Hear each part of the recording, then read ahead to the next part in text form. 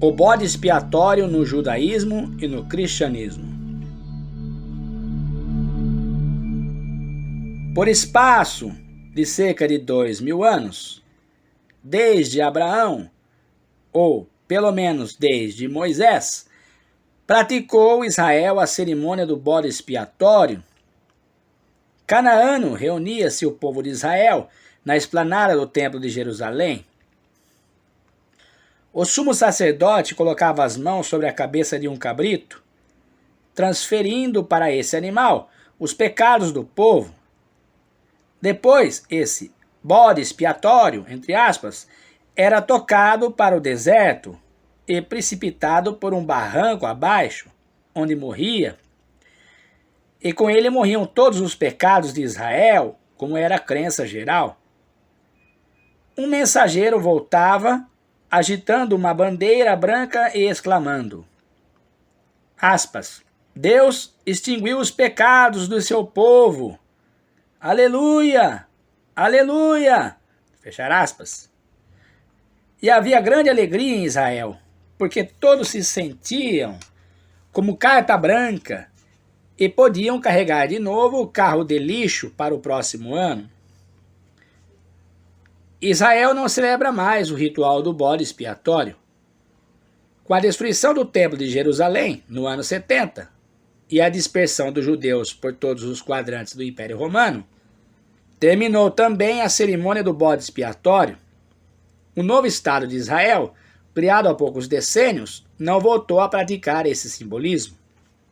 Infelizmente, porém, a ideia do bode expiatório, que morreu para o judaísmo, continua no cristianismo, com a diferença de que, agora, o bode expiatório não é mais um animal inocente, que, morrendo, extinga os pecados humanos, mas sim o único homem sem pecado que, segundo a teologia, paga com sua morte os pecados da humanidade.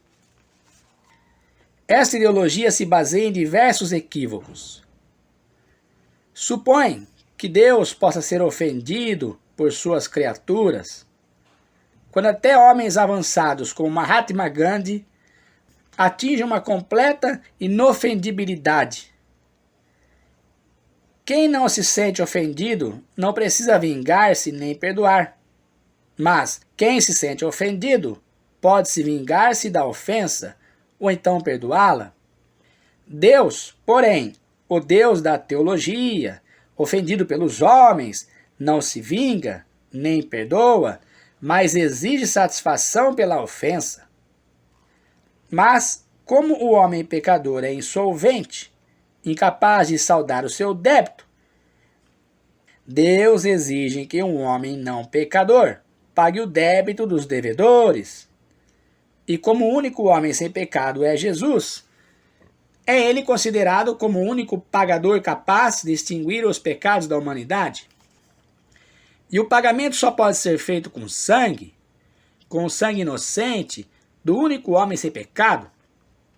O bode expiatório Jesus tem de morrer, derramando seu sangue para que o divino Criador ofendido se dê por satisfeito.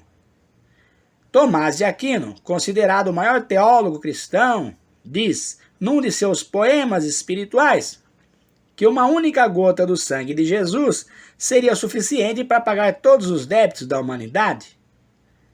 Mas que Jesus, por excessiva bondade, quis derramar até a última gota do seu sangue para pagar os pecados da humanidade. Depois desse pagamento dos pecados da humanidade pelo sangue de Jesus, era de esperar que o homem estivesse quite com a justiça divina.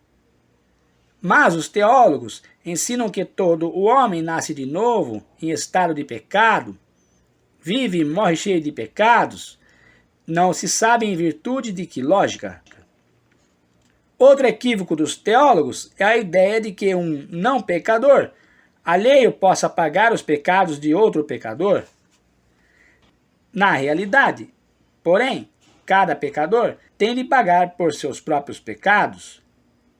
O que alguém semeou, isto colherá. Ninguém pode encarregar outra pessoa como procurador de agir em lugar do culpado. Não vigora semelhante política no reino de Deus. Ninguém pode salvar ninguém, cada um deve salvar-se a si mesmo. Mas, como pode um pecador absolver-se dos seus pecados? Não é isto um ciclo vicioso?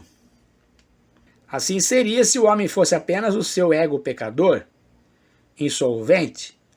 Mas todo o homem é também o seu eu redentor.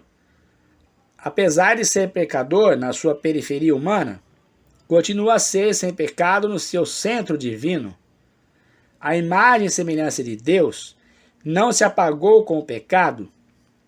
Quem peca é o ego periférico. Quem redime é o eu central. O, aspas, Pai em nós, fechar aspas. O, aspas, Cristo interno, fechar aspas, ponto. Enquanto o ego pecador não conscientizar e vivenciar o seu eu crístico, continua ele pecador.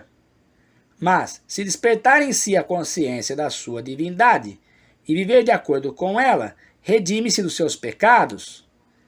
Os seus muitos pecados lhe serão perdoados, porque muito amou. E esse, aspas, muito amou, fechar aspas, é um despertamento do eu redentor. Nenhum bode expiatório alheio me pode libertar dos meus pecados. Eu mesmo, no meu eu divino, devo libertar-me dos pecados do meu ego humano. Somente a consciência e vivência da minha essência divina me pode libertar dos meus pecados da minha existência humana. Aspas, conhecereis a verdade e a verdade vos libertará. Fechar aspas.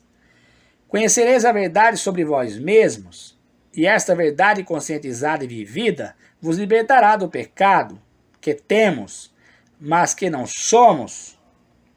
Nós somos o eu divino e temos o ego humano. Toda redenção é uma auto-redenção, mas não é uma ego-redenção. O autos, ou eu do homem, é o seu Cristo interno. Autoconhecimento transbordando em autorrealização é autorredenção. Quando o nosso cristianismo teológico culminar em cristicidade divina, então desaparecerá esse equívoco da alorredenção. Ou seja, aqui eu falando, a salvação que vem de outrem. E prossegue o texto. E nascerá a verdade da autorredenção, da redenção pelo Cristo interno, sem nenhum bode expiatório alheio.